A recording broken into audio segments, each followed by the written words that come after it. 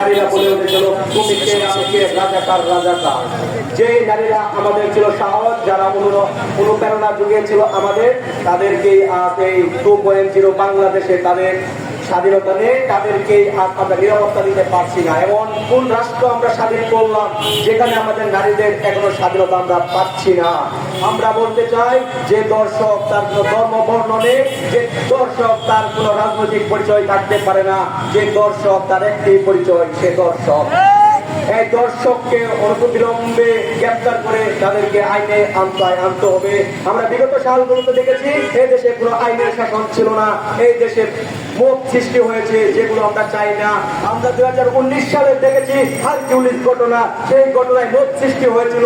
আমরা স্বরাষ্ট্র উপদেষ্টাকে বলতে চাই আমরা এই দেশে মব সৃষ্টি করতে চাই না, আইন নিজের হাতে তুলে নিতে চাই না। অনতিবিলম্বে যারা দর্শক তাদেরকে আপনারা চিহ্নিত করুন, আইনের শাসন প্রতিষ্ঠা করুন, আমাদের স্বপ্নের বাংলাদেশ গড়ে তুলুন, আমাদের নারীদের অধিকার নিশ্চিত করুন, আমাদের বোনেদেরকে নিরাপত্তা নিশ্চিত করুন, আমাদের বন্ধের নিরাপত্তা নিশ্চিত করুন। এই বলে আমি আমার সংক্ষিপ্ত বক্তব্য শেষ।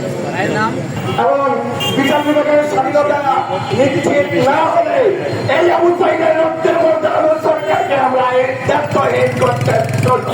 বলতে চাই, আপনাদেরকে যেভাবে রক্তের উপর দাঁড়িয়ে শিক্ষার্থীদের ম্যান্ডেটে সরকার গঠন করা হয়েছে, সেইভাবে শিক্ষার্থীরা আপনাদের প্রতিষ্ঠিত করে।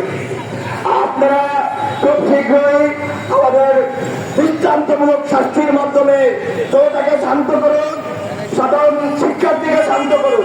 এই মুহূর্তে আমাদের মাঝে বক্তব্য দিয়েছেন ইসলামিক শিক্ষা বিভাগের মেধাবী শিক্ষার্থী বিরোধ।